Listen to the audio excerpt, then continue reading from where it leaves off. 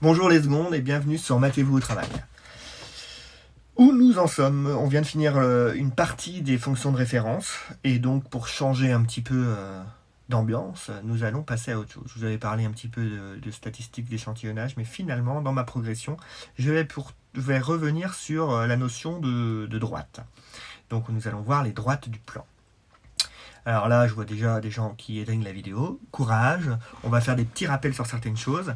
On a déjà vu pas mal de choses sur la notion de fonction affine. Alors les fonctions affines, ce sont des droites dans un repère. Mais là, la notion de fonction affine est utilisée en analyse, en étude de fonction. Donc c'est un rapport avec l'étude de fonction, nos fameuses fonctions de référence d'avant. Là, je vais plutôt partir sur la partie algèbre et géométrie les droites du plan. Donc on va associer ces droites à un terme que vous adorez, un outil que vous adorez, c'est la notion de vecteur. Bon, alors avant tout, nous allons commencer à faire un petit rappel sur les vecteurs, un tout petit rappel avec une copie d'écran de GeoGebra, ça va bouger, il va y avoir plein de manipulations, et je vais faire un tout petit rappel. Après, on commencera la partie cours, avec le grand A et le grand E, sur les droites du plan. Alors moi, ce que je vous conseille, ça sera le document sera sur Pronote en PDF, vous pouvez l'imprimer bêtement et le coller. Bon. Moi, je sais que j'aimais bien avoir une trace écrite, ça me permettait de retenir un peu mon cours. Donc là pour gaspiller un petit peu moins de papier et d'encre de l'imprimante, et oui, Yanis, tu as raison, je ne suis pas le roi de l'écologie par rapport à ça, parce que je fais quand même pas mal de photocopies, mais là, on peut changer nos manières de travailler, et donc là, vous pouvez garder la trace écrite directement sur vos cahiers ou sur une feuille de brouillon que vous avez à la maison. Et comme ça gaspillera un petit peu de papier. Donc on va faire le grand 2 et le grand 1 et le grand 2 de ce point-là. Le grand 1, vous allez voir, c'est juste une explication et des rappels. Et le grand 2, il y aura un petit exercice à faire pour la prochaine fois. Voilà, j'espère que j'ai été clair. Donc, entre aujourd'hui et demain, il va y avoir ce rappel sur les vecteurs. D'accord? Donc on l'écoute, on essaye de revoir les points. Vous allez voir, c'est pas trop compliqué. On l'a déjà fait plusieurs fois. Et il y en a qui doivent s'en rappeler parfaitement. Après, je vais parler d'équations cartésiennes de droite, de vecteurs directeurs à une droite. Ça, on va voir ça. Donc il y aura un exercice commenté. Et ensuite, vous aurez un exercice à faire pour la prochaine fois. Mais la prochaine fois, c'est pas forcément demain. Parce qu'on va se laisser le temps de digérer toutes ces notions. Et en plus, vous avez d'autres choses à faire. Vous avez pas mal de choses dans les autres matières. Je sais qu'avec Madame Lucas, M. Boumbé ou Madame Gauthier ou Madame Dimitrescu et tous les autres, parce que j'ai vu qu'en espagnol, vous avez des choses aussi à faire. En fait, tout le monde se met au travail dans cette ère numérique et de confinement. Et je pense qu'il ne faut pas que vous soyez trop surchargé de travail. Il va falloir vous organiser. Vous avez d'autres choses à faire. Et donc c'est pour ça, ça va être entre jeudi et vendredi. Je posterai sur Pronote la suite du contenu. S'il y a une nouvelle vidéo, je vous en parlerai. S'il n'y en a pas, ça veut dire que ce sera la semaine prochaine. Mais là, aujourd'hui, donc je vous dis, rappel, début du cours, explication sur un exercice, une démonstration, et après un exercice à faire, le contenu, ça se reprend. Ok? Je parlerai un tout petit peu de la SNT à la fin de la vidéo, donc soyez courageux, regardez un petit peu la fin de cette vidéo, qui sera un petit peu longue, elle va durer peut-être 10 minutes, un quart d'heure, mais sur la totalité des heures de maths de la semaine, ça va, c'est pas trop contraignant, je pense. Bon, j'espère que cette tête cartoon ne vous perturbe pas trop. Moi, je commence à m'y habituer. Je dis de moins en moins de donc dans mes vidéos. Je parle de plus en plus nettement. Et j'espère que pour vous, c'est aussi très clair. Alors, c'est parti. J'allume mon petit iPad avec la copie de mon screen qui est sauvegardé en vidéo. Et c'est parti. Donc, là, nous sommes sur une page GeoGebra. Je vais placer sur cette page un vecteur. N'importe où sur le plan. Donc là, on a un repère. Je fais des petits rappels quand même. Ici, attendez, ça bouge un peu. Donc là, ici, on a les abscisses. D'accord? Ici, on a les ordonnées. D'accord? Si je fais un vecteur. Alors, un vecteur, rappelez-vous ce superbe outil. Oh là là, il est très bon, mon vecteur. C'est un objet mathématique qui nous donne 3 informations. Pardon, avec ma tête, on ne voit pas trop. 3 informations. Ça nous donne une direction. La direction, c'est la droite qui porte le vecteur. D'accord? C'est la direction. Comme l'horizon. L'horizon, c'est une droite horizontale. Ça nous donne la direction de l'horizon. Il y a un sens. Le sens, c'est la flèche. C'est le sens qui va de la fin du vecteur, la queue du vecteur, à sa tête. la flèche. Et la dernière information, c'est la longueur, que l'on peut appeler aussi norme d'un vecteur. La longueur, c'est la taille de ce vecteur qu'on pourrait associer à un segment. Donc là, vous voyez, sur le plan, vous avez le vecteur U. Et on sait que analytiquement, c'est-à-dire dans un repère, on peut partir de la queue. Alors regardez, je prends la couleur rouge, je pars de la queue, je fais des petits points pour aller vers la droite. Donc je suis allé de 2 carreaux vers la droite et de 1 carreau vers le haut. D'accord? 2 carreaux vers la droite et 1 carreau vers le haut. Ben là, ça nous permet d'écrire, ce que je vais mettre en noir sur le côté, les coordonnées du vecteur. Donc souvent on l'écrit en colonne, moi j'écris en colonne, on peut l'écrire aussi en ligne. La valeur qui est en haut de la colonne, c'est la direction gauche-droite, ce sont les abscisses, et l'ordonnée du vecteur dans ces coordonnées, c'est haut ou bas, et donc c'est l'ordonnée qu'on met en bas. Donc là, mon vecteur U, il a pour coordonnée 2, 1, parce que je suis allé de 2 vers...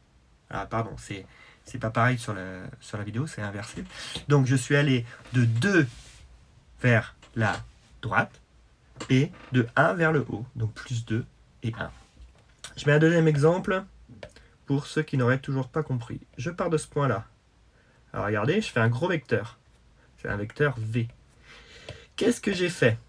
Là, vous voyez, je pars de la queue, mais je vais aller vers le bas. Donc ça veut dire que je m'occupe des ordonnées. Je vais vers le bas, que ça sera négatif. Et après, je vais vers la... Alors, j'aurais pas dû faire dans ce sens-là, parce qu'il y en a qui vont être perturbés par le sens du dessin. Donc là, regardez, je vais vers la gauche. Donc j'ai moins 4 et moins 4. Donc mon vecteur V, c'est moins 4, moins 4. Voilà, les coordonnées. Pour l'instant, ça c'était des rappels. D'accord? Juste des rappels. Tout le monde me suit? Maintenant, on va voir ce qu'est un vecteur directeur d'une droite. Finalement, le vecteur directeur d'une droite, c'est un vecteur qu'on pourrait associer à la droite et qui serait posé dessus. D'accord? Bon, je vais voir ça par rapport au cours. J'ai oublié de vous donner une petite information. Rappelez-vous, on avait vu une propriété sur les vecteurs qui s'appelait la collinéarité. La collinéarité, c'est-à-dire quand est-ce que deux vecteurs ont la même direction. Si on les associe à des droites, en gros, quand est-ce que deux vecteurs sont parallèles. On avait une définition, on disait que deux vecteurs étaient parallèles entre eux, étaient collinéaires entre eux, s'il y avait un coefficient de proportionnalité. Si en fait l'un était proportionnel à l'autre. On peut l'associer rapidement à ce fameux produit en croix, proportionnalité A, produit en croix.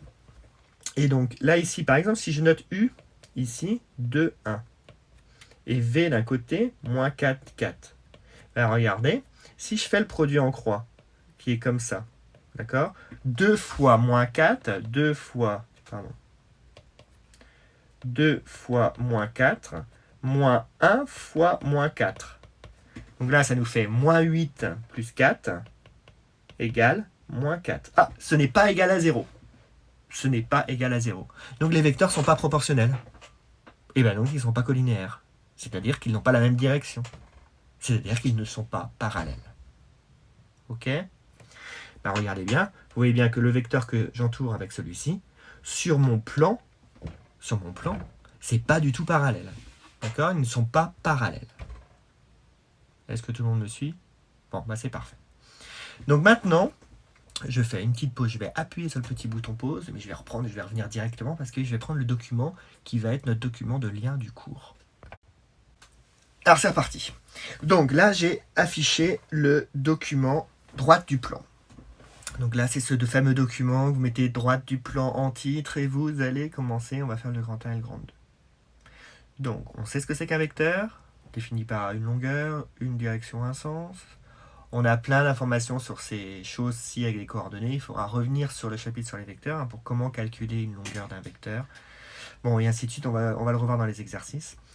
Donc là, maintenant, je vais définir ce qu'est le vecteur du plan. Tac, par magie, ça apparaît à l'écran. Donc, D. Grand 1, vecteur directeur d'une droite. D. Alors, attendez, je vais lire en mettant des couleurs. D est une droite du plan. On appelle vecteur directeur du plan tout vecteur non nul qui possède la même direction de la droite D. Facile. En gros, on a une droite. Si on trouve un vecteur Il en existe une infinité. Si on trouve un vecteur qui est parallèle à cette droite, bah ce vecteur sera un vecteur directeur. Je ne pense pas que ça soit trop compliqué. Alors regardez la méthode. Vous pouvez aussi recopier ça, vous pouvez imprimer, vous pouvez coller, ou juste écouter. Tac. Déterminer graphiquement un vecteur directeur. Alors, je prends la droite D1. Alors, attendez, je vais la surligner en bleu, c'est magique. Tac. Bon, c'est un peu moche, mais c'est pas mal. Alors, on va essayer de trouver un vecteur directeur à cette droite. Donc, il suffit de trouver un vecteur qui soit parallèle. Alors, regardez, si je dessine un vecteur qui est comme celui-ci, regardez. Celui-ci, il est bien parallèle à ma droite. Oui. Bah, si je mets la flèche ici, bah là, il a un sens particulier, il reste parallèle, la même direction. Le sens n'est pas la direction. La direction, c'est la droite qui porte le vecteur. Donc, elle a deux sens, hein, cette direction. Donc, voilà. Là, on voit bien qu'on a un 1 là et un 2 ici. Donc, le vecteur 1, 2 est forcément un vecteur directeur de la... est forcément un vecteur directeur de la droite. OK ? Bah, c'est ce qui est noté là. Vous voyez ? On a trouvé 1. Alors là, j'avais marqué aussi que 2, 4 est un vecteur directeur. Bah, regardez, si je fais le vecteur 2, 4. Donc je fais ça et ça. Donc ça veut dire le vecteur que je mets ici. D'accord ? Je vais effacer ce que j'ai mis là. Bah, le vecteur qui est là, bah, il est aussi parallèle. Donc c'est bien aussi un vecteur directeur. Vous voyez, c'est pas très très compliqué. Il suffit de lire un vecteur qui est parallèle à la droite. Et on obtient un vecteur directeur. Est-ce que j'ai été clair ? Oui ? Bon, je l'espère. Bon, on est content. On a un vecteur directeur. On sait lire les vecteurs directeurs. Donc il y en a une infinité dans le plan. Maintenant, on va essayer de déterminer ce qu'on appelle une équation cartésienne d'une droite. Alors on connaît déjà ce qu'on appelle, ce que je noterai aussi, la forme réduite. Bon, on ne sait pas que ça s'appelle la forme réduite, mais on l'a déjà vu, c'est la fameuse y égale ax plus b. Sous cette forme-là, on appelle ça, dans les droites du plan, on appelle ça la forme réduite d'une équation de droite. Mais la forme cartésienne, l'équation cartésienne d'une droite, c'est la forme qui est ici. Toute droite admet pour équation cartésienne cette forme-là, où A et B sont différentes de 0, 0, parce qu'autrement ce ne serait plus une équation de droite. Et ce qui est bien, c'est que écrit sous cette forme-là, on peut lire directement le vecteur directeur. Le vecteur directeur, vous voyez, on a un nombre devant le x, donc toujours on met ax plus by plus c égale à 0. Le a, c'est la valeur qui est devant le x, le b, c'est la valeur qui est devant le y, et le vecteur qui a pour coordonnées moins b, alors là, c'était un très mauvais choix de couleur, je refais, moins b, a, que l'on peut écrire aussi comme ceci, en colonne. Moins b, a. Le vecteur moins b, a, donc qui a pour abscisse moins b et pour ordonnée a, c'est un vecteur directeur. C'est un vecteur directeur de la droite. Donc là, c'est facile, dès qu'on a l'équation cartésienne de la droite, on peut avoir le vecteur directeur. Et évidemment, si on a un vecteur directeur, on peut directement écrire l'équation cartésienne de la droite en remplaçant les valeurs. Ça, on va le voir par la suite. Reprenons directement l'exemple. Je vous laisse lire la démonstration. Si vous avez des questions, vous n'hésitez pas à me poser des questions sur Pronote, via le papillon. Donc là, vous voyez, si on a l'équation cartésienne,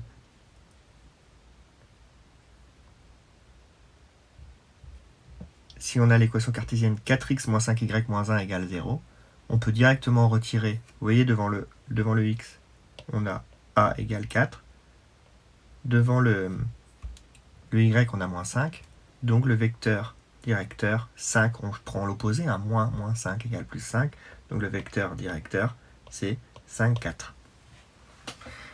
Voilà. On a le théorème réciproque, c'est-à-dire la réciprocité, c'est à l'envers. Donc si on connaît un vecteur directeur, forcément on a l'équation ax plus by plus c égale 0, qui est une équation cartésienne. Donc là maintenant on va déterminer une équation cartésienne de la droite D avec un exemple. Vous voyez, on a A égale 3, 1 et U égale moins 1, 5. D'accord? Donc déterminer une équation cartésienne de droite passant par A, 3, 1 et vecteur moins 1, 5. Donc c'est pas très compliqué. On dit qu'on a un point M, de coordonnées x, y sur cette droite. On dit qu'il existe. Il est sur cette droite. Il se balade sur cette droite. D'accord? Donc en se baladant sur cette droite, sachant que A est déjà sur cette droite, A, on connaît ses coordonnées, c'est 3, 1. Donc on peut calculer les coordonnées du vecteur AM. Rappelez-vous, c'est xm moins xa pour les abscisses et ym moins ya pour les ordonnées. Sachant qu'on ne connaît pas les coordonnées de m, x, y, on laisse xy. Et c'est pour ça que les coordonnées de AM, x moins 3 en abscisse et y moins 1 en ordonnée. On ne connaît pas m, on connaît que a.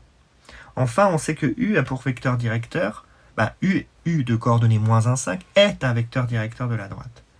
Donc on va utiliser la proportionnalité, le fameux produit en croix, ce qu'on appelle en mathématiques le déterminant. C'est pour ça qu'on fait le déterminant de AMU. Le déterminant, c'est le fameux produit en croix. C'est ce qu'on avait vu dans la collinéarité des vecteurs. Et donc, on l'écrit comme ça, entre des valeurs absolues, ça ressemble à des valeurs absolues entre deux traits, et on fait le produit en croix. D'accord? Donc on fait 5 fois x moins 3, moins 1 fois y moins 1. Donc vous voyez, on obtient la partie que je mets en jaune ici. On n'a plus qu'à développer tout ça. Alors là, je suis désolé, mais les notions de développement doivent être bien sûres, sans faire d'erreur de signe. Et finalement, si on remet tout, si on ordonne l'expression, on réduit et on ordonne, on met les x d'abord, les y ensuite et les réels, on obtient comme équation cartésienne 5x plus y moins 16 égale 0. Là, on a une équation cartésienne. Ça va pour tout le monde? Bon. Dans la partie 2, dans la question 2, vous voyez qu'il y a une petite nuance. Là, on vous demande de trouver l'équation cartésienne d'une droite, une équation cartésienne d'une droite connaissant 2 points. Et on ne connaît pas le vecteur directeur. Mais on sait qu'un vecteur directeur est un vecteur qui est sur cette droite. Donc finalement, vous avez une chose en plus à faire par rapport à la question 1, c'est de déterminer le vecteur directeur. Le vecteur directeur, c'est le vecteur, par exemple, BC. C'est pour ça qu'on calcule le vecteur BC. Et c'est notre fameux, on remplace le BC par le vecteur U de la question 1. Et on fait la même chose. On dit soit M, un point de la droite BC. Donc on calcule BM et on fait la même chose. On fait un produit en croix, on fait le déterminant. Vous voyez, c'est pas très compliqué. Je suis pas sûr que tout le monde me suive là. Je pense que j'en ai perdu pas mal. Vous pouvez faire une pause et revenir sur la vidéo ensuite. D'accord? Oui? Bon. L'avantage de cette vidéo, c'est que vous pouvez la revoir plein de fois. Je vous conseille fortement de bien lire tout ce qui est marqué ici. Parce que ça commence à être long. Faites une pause, vous pouvez revenir après. Pour la prochaine fois, ça sera à vous de jouer. On va considérer un point A de coordonnées 1, 2, un vecteur directeur U 2, 1, et vous faites l'équation cartésienne. Ok? Ensuite, la question 2, pareil que pour l'autre question 2, vous avez un point B de coordonnées 1, 4 et C de coordonnées 2, moins 5, et on vous demande de trouver l'équation cartésienne. Je vous conseille de calculer le vecteur BC, donc c'est un vecteur directeur. On peut lui trouver l'équation cartésienne AX plus BY plus C égale 0 en remplaçant le B que vous avez trouvé, l'opposé de B que vous avez trouvé, et la valeur de A. Et ensuite, comme B appartient à la droite, il suffit de remplacer par les coordonnées pour trouver le petit c. Oui? Bon. Je vous souhaite bon courage, c'est la fin de la vidéo. Et surtout, prenez votre temps pour faire cette partie de cours, de revoir un peu la séquence sur les vecteurs. Si vous avez des questions, vous n'hésitez pas. Et n'hésitez pas à vous abonner. Juste petite information par rapport aux abonnements. Ma chaîne vous empêchait d'avoir les notifications lorsqu'il y avait une nouvelle vidéo. Maintenant, j'ai réussi à régler ça grâce à un testeur de 4ème 3 qui s'appelle Arthur Bouchard, que je remercie. Donc là, maintenant, il suffit de vous désabonner et de vous réabonner. Et la petite cloche qui apparaîtra en haut de l'écran, vous pourrez l'actionner, elle sera activée. Comme ça, vous serez notifié lorsqu'il y aura une nouvelle vidéo. Ce qui peut être plus simple sur YouTube, si vous le souhaitez. N'oubliez pas de liker cette vidéo, si vous pouvez. Ça fait toujours plaisir. Bon, déjà, rien que de voir les vues, ça me satisfait beaucoup. Et sinon, je vous avais dit que je finirais par la SNT. Donc concernant la SNT, je ne peux pas abandonner la progression de SNT. Donc je vais remplir les contenus de cours avec les activités que j'avais prévues sur les différentes séquences. Alors là, on va perdre un petit peu de temps. Je vais mettre en même temps la version élève, la version prof et tous les codages HTML ou tous les codages Python qu'il y avait à faire. Et là, je vais vous laisser être autonome, hein. Regarder, lire. Je sais qu'il y en a parmi vous, comme Johan et Dorian, qui sont vraiment faits pour faire de la STI 2D. Donc moi, je vous conseille de vraiment lire ces activités et de bien les faire. Pour les autres qui n'ont pas forcément d'intérêt sur la SNT, lisez la version prof et gardez des traces dans un classeur. Je vous souhaite bon courage, bon confinement, prenez soin de vous, prenez soin de votre famille et matez-vous au travail.